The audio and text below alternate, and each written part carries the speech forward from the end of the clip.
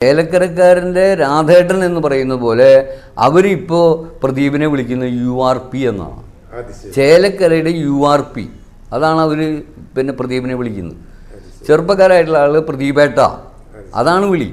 UR Pradeep എന്ന് ഞങ്ങൾ രാഷ്ട്രീയക്കാരാണ് വിളിക്കുന്നത്. ചേലക്കരക്കാർ വിളിക്കുന്നത് URP എന്നും പ്രദീപേട്ടൻ എന്നും. ഹൃദയങ്ങളിലേക്ക് പെട്ടെന്ന് ഒരു കാഴ്ചയിൽ ഒരു സംഭാഷണത്തിൽ തന്നെ അങ്ങനെ ഒരു കഴിവ് താങ്കൾ ശ്രദ്ധിച്ചിട്ടുണ്ടോ? തീർച്ചയായിട്ടും അവരെ ചിരിച്ചുകൊണ്ടല്ലാതെ കാണാൻ കഴിയില്ല. ഏത് പിന്നെ ആളുകളായിട്ട് സംസാരിക്കുമ്പോഴും ഇടപഴകുമ്പോഴും അവരുടെ മുഖത്ത് വിടരുന്ന ആ ചിരി അത് ജനങ്ങളെ പിന്നെ അവരുടെ ഒരാളിൽ ഒന്നാണ്, ഞങ്ങളുടെ ഒരാളാണ് എന്ന തോന്നൽ പ്രദീപ് ഉണ്ടാക്കാൻ പ്രദീപിന് കഴിഞ്ഞിട്ടുണ്ട്. നല്ല നിലയിൽ അത് രാധാകൃഷ്ണന് ദീർഘകാലം അവിടെ നടത്താൻ കഴിഞ്ഞിട്ടുണ്ട്. കമ്മ്യൂണിസ്റ്റുകാരൻ എന്ന നിലയിലാണ് ചോദിക്കുന്നത്. ഏതൊരു കമ്മ്യൂണിസ്റ്റുകാരനെ സംബന്ധിച്ചിടത്തോളം അദ്ദേഹം പ്രവർത്തനം അവസാനിപ്പിച്ച അല്ലെങ്കിൽ അദ്ദേഹത്തിൻ്റെ ഏൽപ്പിച്ച ദൗത്യം ഏറ്റെടുത്തത് ബാറ്റൺ അടുത്ത ആൾക്ക് കൈമാറുമ്പോൾ തന്നേക്കാളും രാധേട്ടനും പ്രസ്ഥാനവും പ്രതീക്ഷിക്കുന്നത് രാധേട്ടനേക്കാളും നല്ലൊരു MLA ആയിരിക്കും പ്രദീപ് എന്നല്ലേ? തീർച്ചയായിട്ടും രാധാകൃഷ്ണൻ ബാറ്റൺ കൈമാറുന്ന പ്രശ്നമില്ല. രാധാകൃഷ്ണൻ ഇന്ന് പാർലമെൻറ്റ് മെമ്പറാണ്, ചേലക്കരയുടെ ജനപ്രതിനിധിയാണ്. തീർച്ചയായും MLAയും MP യും ഒരുമിച്ച് ചേലക്കരയുടെ ഭാവി വികസനത്തിന് വേണ്ട ഊടും പാവും നെയ്യും എന്ന കാര്യത്തിൽ യാതൊരു തർക്കവുമില്ല. ചേലക്കര വീണ്ടും ചുവന്ന് തൊടുത്തിരിക്കുകയാണ്. 28 വർഷത്തെ പാരമ്പര്യം ഇനിയും തുടരുന്നു. ഈ അവസരത്തിൽ എൻ്റെ കൂടെയുള്ളത് AS കുട്ടിയാണ്. കേരള കർഷക സംഘത്തിൻ്റെ സംസ്ഥാന കമ്മിറ്റി അംഗമാണ്, തൃശ്ശൂർ ജില്ലാ കമ്മിറ്റി അംഗമാണ്. ചേലക്കര ജനത വളരെ ഉച്ചത്തിൽ കേരളത്തോടൊരു കാര്യം പറഞ്ഞിരിക്കുന്നു. ഞങ്ങൾ ഇടതുപക്ഷത്തിൻ്റെ കൂടെയാണ്. തീർച്ചയായും ഇടതുപക്ഷമാണ് നാളെയും വരേണ്ടത്. അടുത്ത പഞ്ചായത്ത് തിരഞ്ഞെടുപ്പായാലും തുടർന്നു വരുന്ന അസംബ്ലി തിരഞ്ഞെടുപ്പായാലും അതിൻ്റെ ഏറ്റവും പ്രധാനപ്പെട്ട ഒരു ചൂണ്ടുവലയായി ചേലക്കര നിലനിൽക്കും, ചേലക്കരക്കാർ നിലനിൽക്കും. ആ റിസൾട്ട് കേരളത്തെ തന്നെ വലിയ തോതിൽ ബാധിക്കും എന്ന കാര്യത്തിൽ യാതൊരു തർക്കവുമില്ല. ഞാൻ മനസ്സിലാക്കുന്ന AS കുട്ടിയായിട്ടും ചേലക്കരയിൽ വോക്ക് ചെയ്യാൻ പോയിരുന്നു എന്നാണ്. സത്യസന്ധമായി പറയുകയാണെങ്കിൽ ആത്മവിശ്വാസം ഉണ്ടായിരുന്നു വിജയത്തിന്, അതോ താങ്കൾ വിജയിച്ചു കഴിഞ്ഞതിൻ്റെ ഒരു ഉന്മാദത്തിൽ പറയുന്നതാണിത്? ആത്മവിശ്വാസം ഉണ്ടായിരുന്നു? ഒരിക്കലുമല്ല. ഞങ്ങൾ ആദ്യം മുതലേ ആത്മവിശ്വാസത്തിലായിരുന്നു.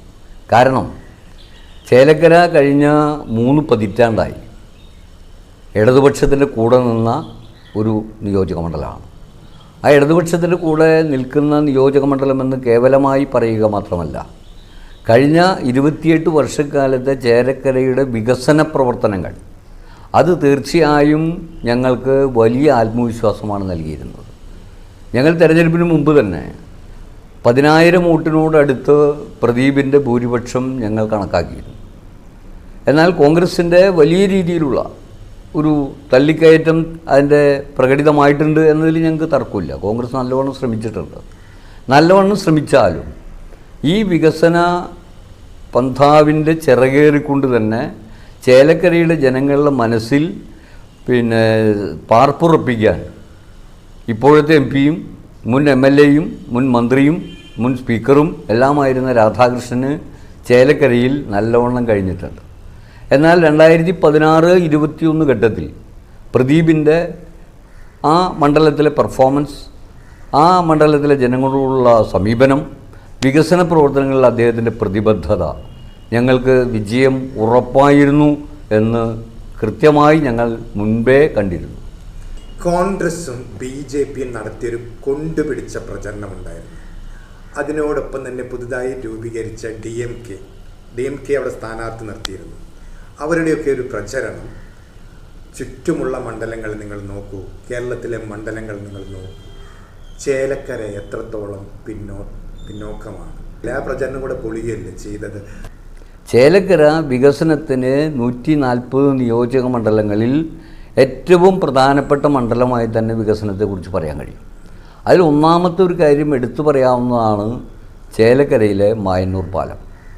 ഒറ്റപ്പാലത്തേക്കുള്ള യാത്ര സുഗമമാക്കുന്നതിന് വേണ്ടിയുള്ള ആ പാലം നൂറ്റാണ്ടുകളുടെ പഴക്കമുള്ള ഒന്ന്. അത് അവിടെ ഒരു വാക്ക് ബ്രിഡ്ജ് എന്ന രീതിയിലാണ് അവർ അന്ന് വിഭാവന ചെയ്തതെങ്കിലും രാധാകൃഷ്ണൻ്റെ നേതൃത്വത്തിലുള്ള വികസന പരിപ്രേക്ഷ്യം അവിടെ നടപ്പിലാക്കിയത് അത് ഒരു പാലമായിട്ടാണ്. അതുമാത്രമല്ല, കൊച്ചിൻ പാലം ചെറുതുരുത്തിയും ഷൊർണൂരിനെയും ബന്ധിപ്പിക്കുന്ന പഴയ കൊച്ചിൻ പാലം, ആ പാലത്തിന് സമാന്തരമായി മറ്റൊരു പാലം വളരെ കൃത്യനിഷ്ഠയോടുകൂടി സമയബന്ധിതമായി തീർത്തതും ഇടതുപക്ഷ ജനാധിപത്യ മുന്നണിയുടെ വികസനത്തിന് നേട്ടമാണ്. മാത്രമല്ല ചേലക്കരയെ സംബന്ധിച്ചിടത്തോളം അവിടെ വിദ്യാഭ്യാസ സൗകര്യങ്ങൾ വളരെ വളരെ പരിമിതമായിരുന്നു. ഒരർത്ഥത്തിലും അവിടെ കുട്ടികൾ കോളേജിൽ പഠിക്കണമെങ്കിൽ ഒന്നുകിൽ വ്യാസയിൽ വരണം, അല്ലെങ്കിൽ ഒറ്റപ്പാലത്ത് പോകണം, അല്ലെങ്കിൽ മറ്റു സ്ഥലങ്ങളിൽ പോകണം. ഇത് ഒരുപാട് രാധാകൃഷ്ണൻ തന്നെ കേരളവർമ്മയുടെ പ്രോഡക്റ്റാണ്. എന്നാൽ ഇന്ന് അവിടുത്തെ Killimangalam arts and science college അത് വളരെ ഇടതുപക്ഷ ജനാധിപത്യത്തിൻ്റെ കാഴ്ചപ്പാടിൻ്റെ വലിയൊരു നേട്ടമായിട്ട് കിള്ളിമംഗലം കോളേജിനെ നമുക്ക് കാണാൻ കഴിയും. അവിടുത്തെ വിദ്യാർത്ഥികൾക്ക് കോളേജിൽ പോകണമെങ്കിൽ ഇന്ന് ആർട്സ് ആൻഡ് സയൻസ് കോളേജ് തപ്പിപ്പോകേണ്ട കാര്യമില്ല. മറ്റൊരു കോളേജാണ് IHRD കോളേജ് പഴയന്നൂരിലെ IHRD കോളേജ് അവിടെ കൃത്യമായി ഇപ്പോൾ വർക്ക് ചെയ്യുന്നു എന്നതൊരു യാഥാർത്ഥ്യം മാത്രമാണ്. ക്കാരൻ്റെ രാധേട്ടൻ എന്ന് പറയുന്ന പോലെ അവരിപ്പോൾ പ്രദീപിനെ വിളിക്കുന്നത് URP എന്നാണ്. ചേലക്കരയുടെ URP അതാണ് അവർ പ്രദീപിനെ വിളിക്കുന്നത്. ചെറുപ്പക്കാരായിട്ടുള്ള ആൾ പ്രദീപേട്ട അതാണ് വിളി. UR പ്രദീപ് എന്ന് ഞങ്ങൾ രാഷ്ട്രീയക്കാരാണ് വിളിക്കുന്നത്. ചേലക്കരക്കാർ വിളിക്കുന്നത് URP എന്നും പ്രദീപേട്ടൻ എന്നും. ചേട്ടാ, ഞാനൊരു കാര്യം കൂടി കുറച്ചുകൂടെ സിൻസിയറായിട്ട് ഞാൻ ചോദിക്കുകയാണ്. ചേലക്കരയിലെ ഗ്രാമാന്തരങ്ങളിലൊക്കെ ഉള്ളിലേക്ക് സഞ്ചരിച്ചിരുന്നു ചേലക്കരക്കാർ പറയുന്നൊരു കാര്യമുണ്ട്, ഞങ്ങളുടെ രാധേട്ടൻ ആ രാധേട്ടൻ പോയി വേറൊരു സ്ഥാനാർത്ഥി വരുമ്പോൾ കുറച്ചെങ്കിലും പിണക്കമുണ്ടായിരുന്നു, അത് മുതലെടുക്കുകയും ചെയ്തിട്ടുണ്ടായിരുന്നു മറ്റുള്ള രാഷ്ട്രീയ കക്ഷികൾ. അങ്ങനെ ഉണ്ടായിരുന്നു ചേലക്കരക്കാർക്ക് രാധേട്ടനല്ലാതെ. പ്രത്യേകിച്ച് കുറച്ചുകൂടെ ഇതായിട്ട് ഞാൻ ചോദിക്കുകയാണ്, ഞങ്ങളുടെ രാധേട്ടൻ, അതായത് പെൺകുട്ടികൾക്ക് സ്വന്തം ആങ്ങളായിട്ട് കാണുന്ന, പലരും അവരുടെ സ്വപ്നങ്ങളുടെ കാമുകനായിട്ട് കാണുന്ന, അങ്ങനെ ഒരു രാധേട്ടൻ ഒരു ഗ്ലാമർ ഉണ്ട് അവിടെ, ഇല്ല എന്ന് നിങ്ങൾ പറയുമെങ്കിലും കുറച്ചുകൂടെ ഒരു ഔദ്യോഗിക തലത്തിൽ നിന്ന് ചോദ്യം കുറച്ചതൊക്കെ പോയെങ്കിലും അങ്ങനെ ഒരു ഇതുണ്ടെന്നുള്ളത് സത്യമാണ്, ഞാൻ മനസ്സിലാക്കിയതാണ്. അങ്ങനെ രാധേട്ടനെ നഷ്ടപ്പെട്ടതിലും വേറൊരാൾ വരുന്നതിലും ചേലക്കരക്കാർക്ക് വേദനയുണ്ടായിരുന്നു. ചേലക്കരയിൽ രാഷ്ട്രീയ പ്രബുദ്ധമാണ് ചേലക്കര മണ്ഡലം. അവർ രാഷ്ട്രീയ പ്രബുദ്ധരാണ്. ചോദ്യത്തിന് ഞാൻ ചോദ്യത്തിന് താങ്കൾ അഡ്രസ് ചെയ്യുന്നില്ല. രാധേട്ടൻ അവിടേക്ക് വേണം ഞാൻ പറയണത്, അവിടേക്കാണ് ഞാൻ പറയാൻ പോകുന്നത്. സ്കിപ്പ് ചെയ്ത് പോയില്ല. ഇല്ല, ചോദ്യം വളരെ ക്ലിയറാണ്. എനിക്ക് ഡയറക്റ്റായിട്ട് ഞാനത് മനസ്സിലാക്കുന്നു. ചേലക്കരയിലെ അവരുടെ രാധേട്ടൻ ഇന്ന് CPIMൻ്റെ കേന്ദ്ര കമ്മിറ്റി അംഗമാണ്. കേരളവർമ്മ കോളേജിലെ സ്റ്റുഡൻ്റായി SFI പ്രവർത്തനം നടത്തിയിരുന്ന അവരുടെ രാധേട്ടൻ, ചേലക്കരയുടെ രാധേട്ടൻ, അത് ഇന്ന് പാർട്ടിയുടെ കേന്ദ്ര കമ്മിറ്റി അംഗമാണ്. അക്കാര്യത്തിൽ ഇവരെല്ലാം അഭിമാനം കൊള്ളുന്ന ആളുകളാണ്. വളരെ അതിൻ്റെ അടുത്ത സ്റ്റെപ്പിലേക്ക് ഞാൻ വരിക. കഴിഞ്ഞ തെരഞ്ഞെടുപ്പിൽ ഇല്ല കുഴപ്പമില്ല. ആ രാധേട്ടൻ്റെ ചേലക്കര രാധേട്ടന്റെ ചേലക്കരയാണ് എന്നാണ് അവർ വളരെ അഭിമാനത്തോടെ. അതെ, അവരതൊരു വ്യക്തിയെയാണ് കാണുന്നതെങ്കിൽ അവരത് കാണുന്ന മറ്റൊരു കാര്യം കൂടിയുണ്ട്, രാധേട്ടൻ ഇടതുപക്ഷത്തിന്റെ കൂടിയാണ് എന്നതാണ് എൻ്റെ അർത്ഥം. രാധേട്ടൻ ചേലക്കരക്കാരൻ്റെ എന്ന് പറയുമ്പോൾ തന്നെ അതിൻ്റെ ഇന്നർ മീനിങ് രാധേട്ടൻ ഇടതുപക്ഷത്തിന്റെ രാധേട്ടനാണെന്നുള്ളതാണ്. കക്ഷി രാഷ്ട്രീയ പരിഗണനയ്ക്ക് അതീതമായി രാധാകൃഷ്ണന് ആ കാര്യങ്ങൾ നേടിയെടുക്കാൻ കഴിഞ്ഞ് വ്യക്തിപരമായ നേട്ടങ്ങൾ അതിൽ ഞാൻ കുറച്ച് കാണുന്നില്ല. പക്ഷേ അതിനേക്കാൾ ഉപരി രാഷ്ട്രീയ മനസ്സാണ്. രാധാകൃഷ്ണൻ പാർട്ടി തീരുമാനങ്ങൾക്കനുസരിച്ച് പ്രവർത്തിക്കുന്ന ആളുകളാണ്. പാർട്ടി തീരുമാനത്തിൻ്റെ ഭാഗമായിട്ടാണ് രാധാകൃഷ്ണൻ പാർലമെൻറ്റ് തെരഞ്ഞെടുപ്പ് മത്സരിച്ചത്. അത് ചേലക്കരക്കാർ അംഗീകരിച്ചിട്ടുണ്ട്. അതാണ് മറ്റു പല സ്ഥലങ്ങളിലും ഉണ്ടായ പരാജയത്തിന് രാധേട്ടൻ്റെ ചേലക്കര ഉൾപ്പെടെയുള്ള ആലത്തൂർ നിയോജക മണ്ഡലത്തിൽ അത് വിജയതിലകമണിയിക്കാൻ പര്യാപ്തമായി വന്നത് ഈ ആളുകളുടെ കൂടി പിന്തുണയുടെ ഭാഗമായിട്ടാണ്. മാത്രമല്ല കേന്ദ്രമറിയുന്ന അല്ലെങ്കിൽ ഇന്ത്യ അറിയുന്ന ഒരു നേതാവായിട്ട് മാറുകയാണ്. അതോടൊപ്പം തന്നെ അവർ പ്രദീപിനെയും ഇതേ അർത്ഥത്തിൽ നെഞ്ചേറ്റുന്ന ആളുകളാണ്. എന്തുകൊണ്ടെന്നാൽ പ്രദീപ് ഇടതുപക്ഷ ജനാധിപത്യങ്ങളുടെ പ്രവർത്തകനാണ്. അവിടുത്തെ ദേശമംഗലം പഞ്ചായത്ത് പ്രസിഡന്റായും ദേശമംഗലം സഹകരണ ബാങ്കിന്റെ പ്രസിഡന്റായും വളരെ എളിയ നിലയിൽ നിന്ന് ആരംഭിച്ച രാഹുൽ മാങ്കൂട്ടത്തിൽ അല്ല അല്ല അല്ല അല്ല അല്ല അല്ല കൃത്യമായിട്ട് പറയുന്നു. മറ്റേ ഇദ്ദേഹം ചേലക്കരയിലെ പഞ്ചായത്ത് പ്രസിഡന്റായിരുന്നു, ചേലക്കരയിലെ സഹകരണ ബാങ്കിൻ്റെ പ്രസിഡന്റായിരുന്നു, 16-21 ഘട്ടത്തിൽ ചേലക്കരയുടെ MLA ആയിരുന്നു. തീർച്ചയായും വളരെ അടിത്തട്ടിൽ നിന്ന് വളർന്നു വന്ന് രാധാകൃഷ്ണനോട് ഒപ്പം നിൽക്കാവുന്ന രീതിയിൽ ജനകീയ അംഗീകാരം നേടിയ പ്രദീപിനെതിരായിട്ട് ഒരു വികാരവും കഴിഞ്ഞ തെരഞ്ഞെടുപ്പ് മറ്റേ 2016-24 തെരഞ്ഞെടുപ്പിൽ ഉണ്ടായിട്ടില്ല, ഇപ്പോഴത്തെ തെരഞ്ഞെടുപ്പിൽ ഉണ്ടായിട്ടില്ല എന്നുള്ളത് ഈ വർദ്ധിത ഭൂരിപക്ഷം തെളിയിക്കുന്ന ഒന്നാണ്. ഹൃദയങ്ങളിലേക്ക് പെട്ടെന്ന് ഒരു സംഭാഷണത്തിൽ തന്നെ അങ്ങനെ ഒരു കഴിവ് താങ്കൾ ശ്രദ്ധിച്ചിട്ടുണ്ടോ? തീർച്ചയായിട്ടും അവരെ ചിരിച്ചുകൊണ്ടല്ലാതെ കാണാൻ കഴിയില്ല. ഏത് പിന്നെ ആളുകളായിട്ട് സംസാരിക്കുമ്പോഴും ഇടപഴകുമ്പോഴും അവരുടെ മുഖത്ത് വിടരുന്ന ആ ചിരി, അത് ജനങ്ങളെ പിന്നെ അവരുടെ ഒരാളിൽ ഒന്നാണ്, ഞങ്ങളുടെ ഒരാളാണ് എന്ന തോന്നൽ ഉണ്ടാക്കാൻ പ്രദീപിന് കഴിഞ്ഞിട്ടുണ്ട്. നല്ല നിലയിൽ അത് രാധാകൃഷ്ണന് ദീർഘകാലം അവിടെ നടത്താൻ കഴിഞ്ഞിട്ടുണ്ട്.